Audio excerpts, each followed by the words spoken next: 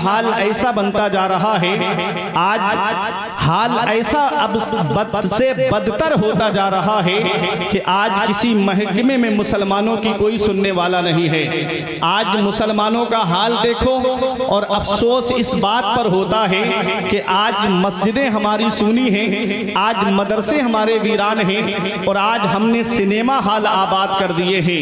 ईद के मौके पर वो नौजवान जो पूरा महीना रोज़ा रखता है और ईद की नमाज जल्दी पढ़ने के बाद में सबसे पहले मैंने कुछ लोगों को देखा है, मैं सबको नहीं कह रहा हूँ इल्ला माशाअल्लाह, लेकिन कुछ ऐसे नौजवान हैं कि जो सिनेमा हाल की तरफ गाड़ी दौड़ाते हुए नजर आते हैं। उनसे कहा जाए कि कब्र को याद करो, उनसे कहा जाए कि मैदान महशर को याद करो, उनसे कहा जाए कि बड़ी सख्ती का आलम है। आज उस समझाने के तौर पे मस्जिद के इमाम कहें कि किसी का माल नाजायज न खाओ, उनसे कहा जाए कि किसी को सताओ नहीं, उनसे कहा जाए कि किसी को परेशान मत करो। कब्र के अंदर सख्त अजाब है तो एक लफ्ज बोलता है कि मौलाना क्या कब्र के बारे में कहते रहते हो, क्या हश्र के बारे में कहते रहते हो। अरे कब्र की कब्र में देखी जाएगी, मुझे यहाँ दौलत जमा कर लेने दो, मुझे यहाँ पैसा जमा कर लेने दो। कब्र की कब्र में देखी जाएगी, हश्र की हश्र में देखी जाएगी। मैं आपको बताता हुआ चल रहा हूँ, ताजदार मदीना कॉन्फ्रेंस में आने वालों, पैगंबर इस्लाम की अजमत बड़े करीब से मैं आपको दिखाना चाहता हूँ। कब्र की कब्र में देखी जाएगी। कब्र के बारे में तुम क्या जानते हो? कब्र जो कीड़े मकोड़ों का घर है, कब्र जो तन्हाई का घर है, कब्र जो वहशत का घर है, कब्र जो तारीकी का घर है। आला हजरत फरमाते हैं रोशनी की हमें आदत और घर, तीर व तार है क्या होना है, छुप के लोगों से किए जिसके गुनाह वो खबरदार है क्या होना है। कल तो दूर जाना है रहा दिन थोड़ा, मत पे क्या मार है क्या होना है। हाय बिगड़ी तो कहाँ आकर नाऊ, ऐन मझधार है क्या होना है। हाँ हाय बिगड़ी तो कहाँ आकर नाऊ, ऐन मझधार है क्या होना है। आज कब्र की तारीकी को हम भूल गए, कब्र की वहशतनाकी को हम भूल गए, कब्र के कीड़े मकोड़ों को हम भूल गए। कहो कि कब्र को याद करो तो कहते हैं कि कब्र की कब्र में देखी जाएगी, हश्र की हश्र में देखी जाएगी। ऐ बहादुरपुर कुर्बो जवार से आने वालों, मैदान हश्र के बारे में तुम क्या जानते हो? वहां का एक दिन 50,000 साल के बराबर होगा। ये उलमा तशरीफ फरमा है 25,000 साल तो इस हाल में गुजर जाएंगे लोगों के कि वो सोचेंगे कि मेरा हिसाब पहले हो जाए। ऐसा परेशानी का आलम होगा, ऐसा सख्ती का आलम होगा कि वहां 25,000 साल तो परेशानी में इधर उधर भाग के निकल जाएंगे कि मेरा हिसाब पहले हो जाए, मेरे बारे में पता चल जाए, चाहे मैं जन्नत में जाऊं चाहे जहन्नम में जाऊं, लेकिन मेरा हिसाब पहले हो जाए। इतनी परेशानी का आलम होगा, लोग हवास बाख्ता फिर रहे होंगे। उस परेशानी को याद किया करो। आज सूरज उल्टा है और करोड़ों मील दूर है, तब हम उसकी गर्मी को बर्दाश्त नहीं कर पा रहे हैं। उस दिन सूरज सवा नेज़े पर होगा।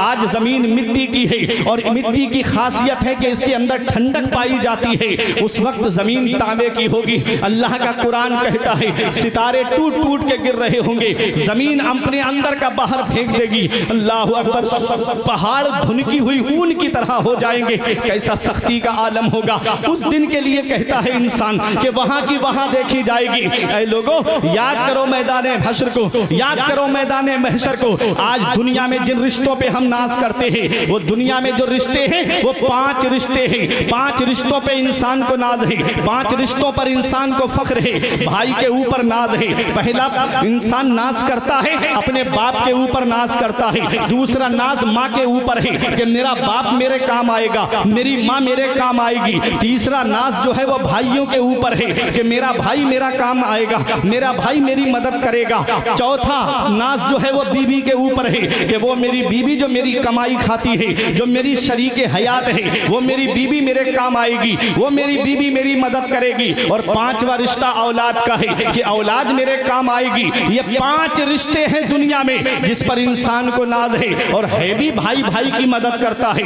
बाप औलाद की मदद करता है, माँ अपनी औलाद की मदद करती है, बीबी शौहर की मदद करती है, शौहर बीबी की मदद करता है, औलाद अपने माँ बाप की मदद करती है। लेकिन कयामत को याद करो, कयामत का दिन होगा, नफसी नफसी का आलम होगा, वहां कोई किसी का यारो मददगार नहीं होगा। अल्लाह अकबर, उस दिन को याद करो। अल्लाह का कुरान कहता है यौमा यफिरुल मरउ मिन अखी, वहां सबसे पहले भाई भाई से भाग रहा होगा। यहाँ अगर बहादुरपुर में रहने वालों कहीं चौराहे पर एक भाई का झगड़ा हो जाए, और वो 3-4 भाई हूँ, अभी कहेगा मैं अपने भाइयों को बुलाता हूँ, अभी तूने मुझ पर हाथ उठाया है, अभी तेरे घर की ईंट से ईंट बजा देंगे। भाई भाई की मदद को पहुंच जाता है, भाई माई भाई का साथ देने के लिए पहुंच जाता है। लेकिन कयामत का दिन देखो, वहां सबसे पहले भाई भाई से भाग रहा होगा। यौमा यफिरुल मरउ मिन अखी, भाई भाई से भाग रहा होगा।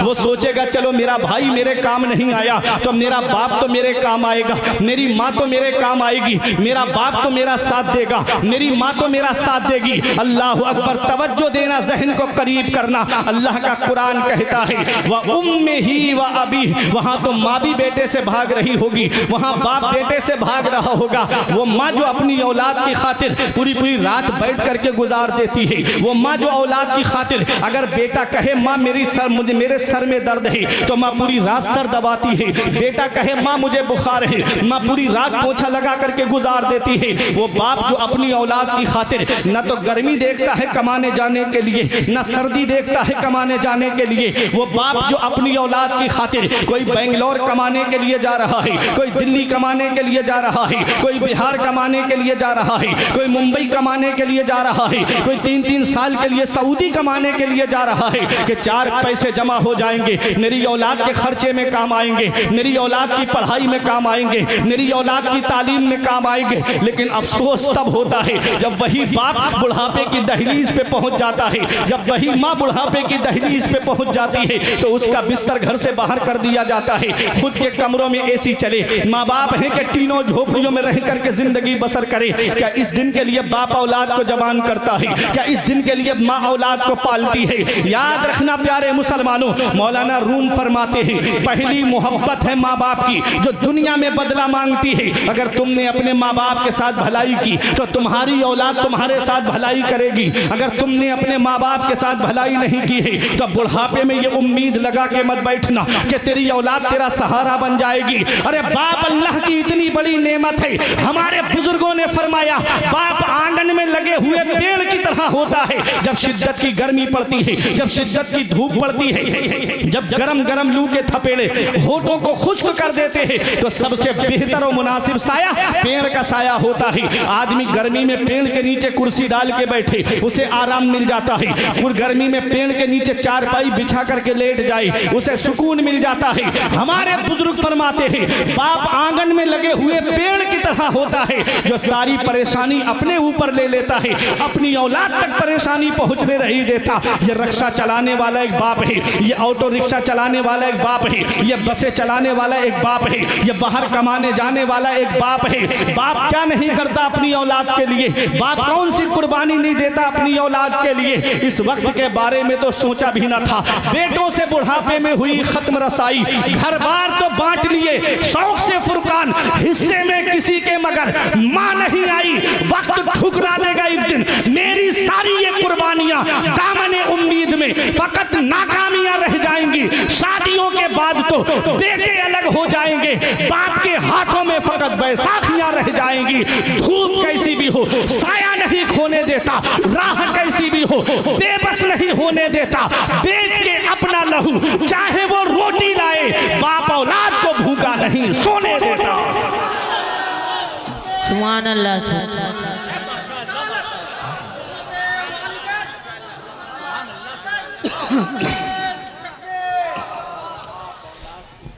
बाप औलाद को भूखा नहीं सोने देता।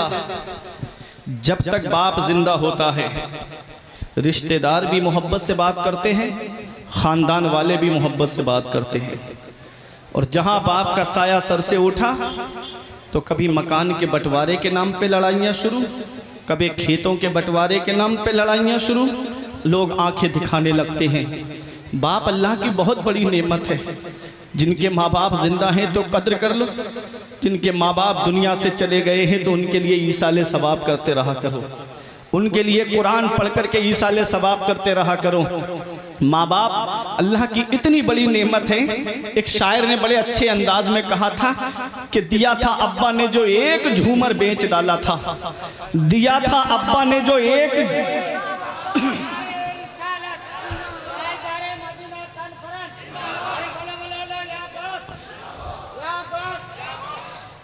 दिया था अब्बा ने जो एक झूमर बेच डाला था, खुशी से अपने अरमानों का दफ्तर बेच डाला था। बुलंदी मिल गई तो भूल बैठे हैं वही बेटे, कभी जिनके लिए अम्मी ने जेवर बेच डाला था। बुलंदी मिल गई तो भूल बैठे हैं वही बेटे, कभी जिनके लिए अम्मी ने जेवर बेच डाला था। आका के वसीले से कभी तो नमाज से औलाद माँ ने मांगी थी बंदा नवाज से। अब्बा की आंख का जो चश्मा न ला सके, मैयत पे आ रहे हैं हवाई जहाज से। ये हाल है आज की औलाद का। माँ बाप अल्लाह की बहुत बड़ी नेमत है। माँ बाप अल्लाह की इतनी बड़ी नेमत है, इसका पता हमें तब चलता है जब ये साया हमारे सर से उड़ जाता है। तब हमें एहसास होता है कि आज कितनी बड़ी नेमत आज हमारे सर से चली गई, आज हम कितनी बड़ी नेमत से महरूम हो गए। माँ बाप अल्लाह की बहुत बड़ी नेमत है। तवज्जो दीजिएगा, माँ कितनी मोहब्बत करती है अपनी औलाद से, बाप कितना प्यार करता है अपनी औलाद से। माँ बाप अपनी औलाद को अपने सीने से लगा करके रखते हैं। ये दुनिया का हाल है जहां बाप बेटे से मोहब्बत कर रहा है, जहां माँ बेटे से मोहब्बत कर रही है। ऐ बहादुरपुर में रहने वालों, ऐ ताजदारे मदीना कॉन्फ्रेंस में आने वालों, कयामत का दिन देखो। यौम यफिरुल मरउ मिन अखीही व उम्मिही व अबी, वहां तो भाई भाई से भाग रहा होगा, वहां माँ बेटे से भाग रही होगी, वहां बाप बेटे से भाग रहा होगा। इंसान सोचेगा चलो मेरे भाई ने मेरा साथ नहीं दिया, मेरी माँ ने मेरा साथ नहीं दिया, मेरे बाप ने मेरा साथ नहीं दिया, तो क्या हुआ, मेरी वो बीबी जो मेरी शरीके हयात है, जो मेरी कमाई खाती है, जिसके हर सुख दुख में मैं साथ हूँ, जो मेरी शरीके हयात है, वो तो मेरा साथ जरूर देगी। बीबी से मदद मांगेगा।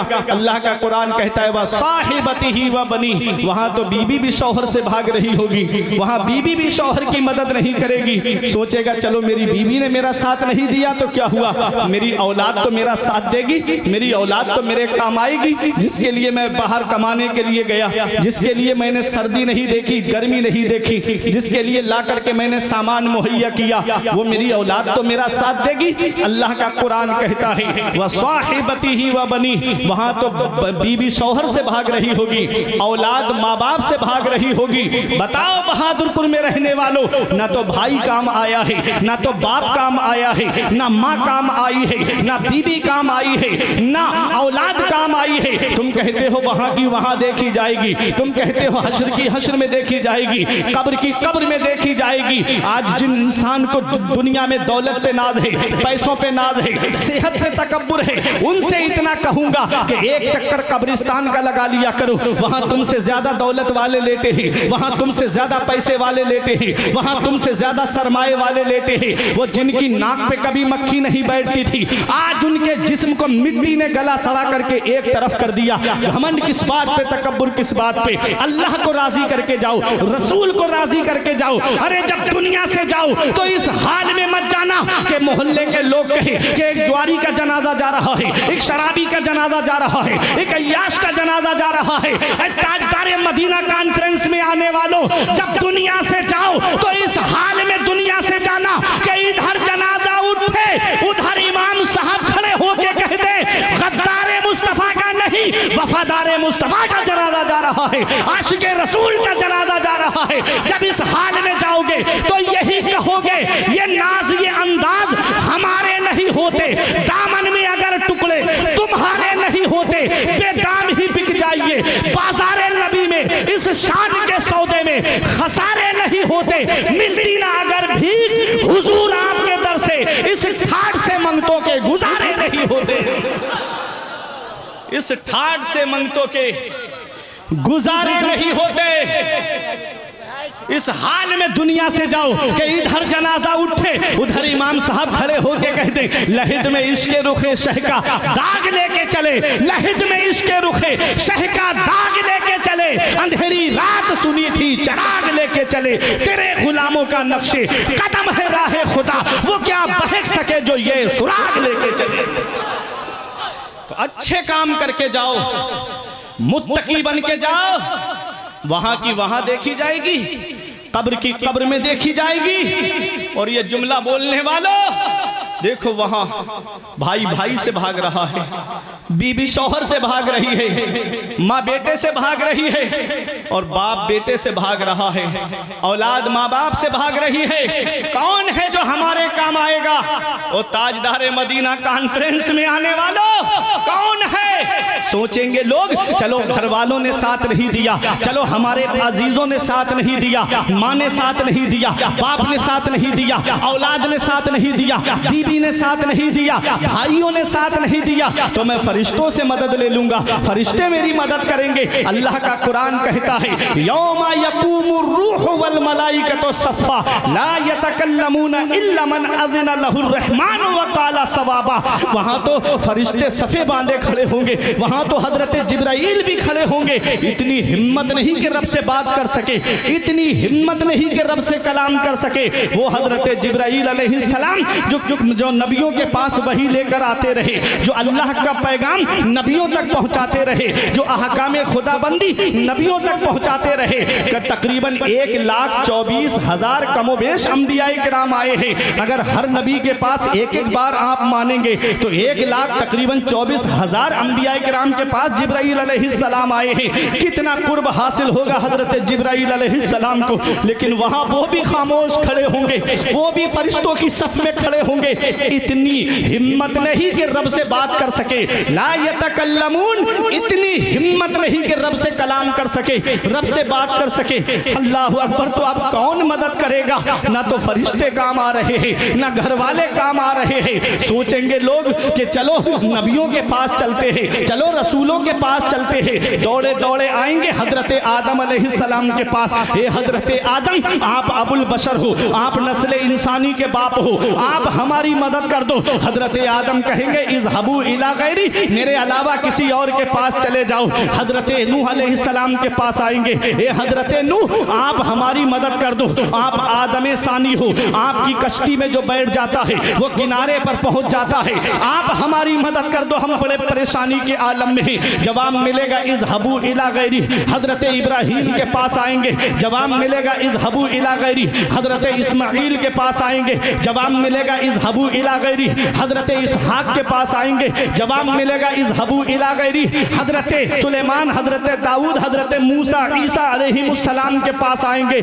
जवाब मिलेगा इज़हबू इला गैरी, मेरे अलावा किसी और के पास जाओ। ऐ बहादुरपुर में रहने वालों, देखो ना तो घर वाले काम आए हैं, ना तो माँ काम आई है, ना बाप काम आया है, ना बेटा काम आया है, ना बीबी काम आई है, ना तो औलाद काम आई है। और जब नबियों ने भी मदद नहीं की, फरिश्तों ने भी मदद नहीं की। नबी फरमा रहे हैं हमारे अलावा किसी और के पास चले जाओ। इल्ला मन अज़िना लहुर रहमान व क़ाला सवाबा। वो कौन है जिसे रहमान इजाजत देगा? वो कौन है जो रब से बात करेगा? वो कौन है जो रब से कलाम करेगा? किसको इजाजत मिलेगी?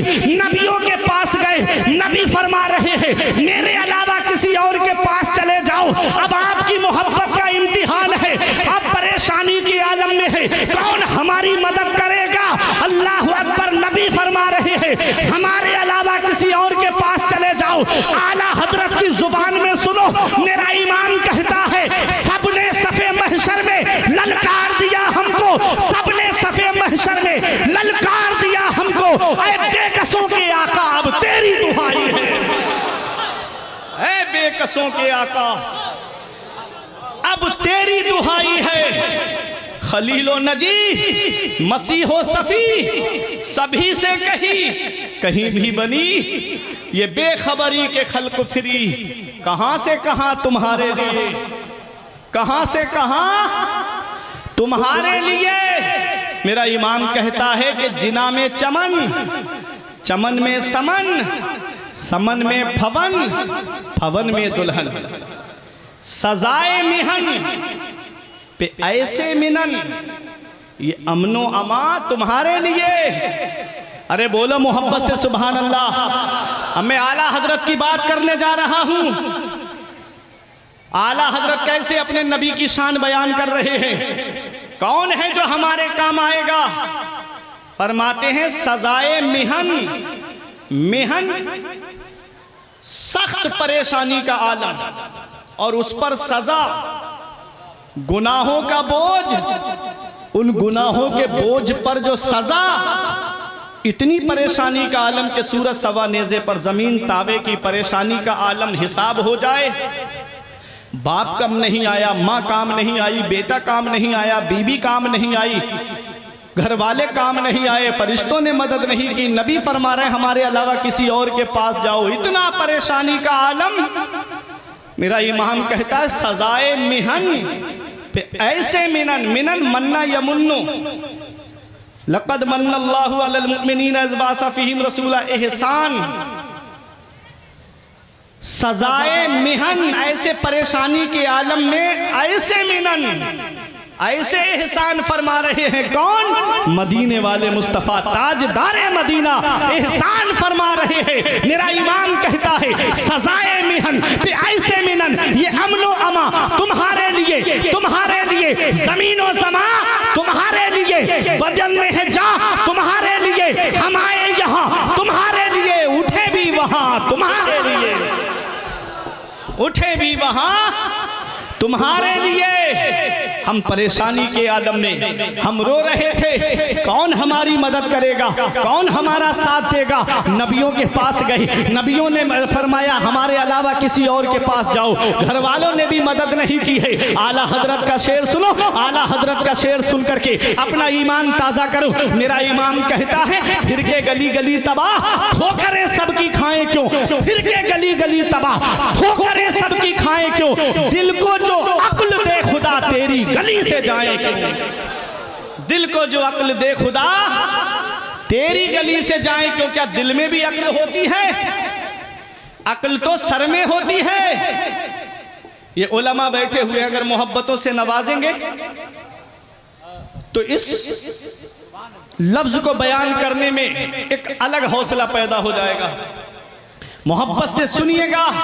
मेरा इमाम कहता है दिल को जो अक्ल दे खुदा, अक्ल तो सर में होती है, दिल में अक्ल कब से होने लगी। दिल को जो अक्ल दे खुदा तेरी गली से जाए क्यों। ये दिल क्या है? हर उज़्व है। अल्लाह ने हर उज़्व को किसी न किसी काम के लिए पैदा किया है। हाथ को पैदा किया है, हाथ का काम है पकड़ना। आंखों को पैदा किया है, आंखों का काम है देखना। जुबान को पैदा किया है, जुबान का काम है बोलना। दांतों को पैदा किया है, दांतों का काम है किसी चीज को चबा करके खाना।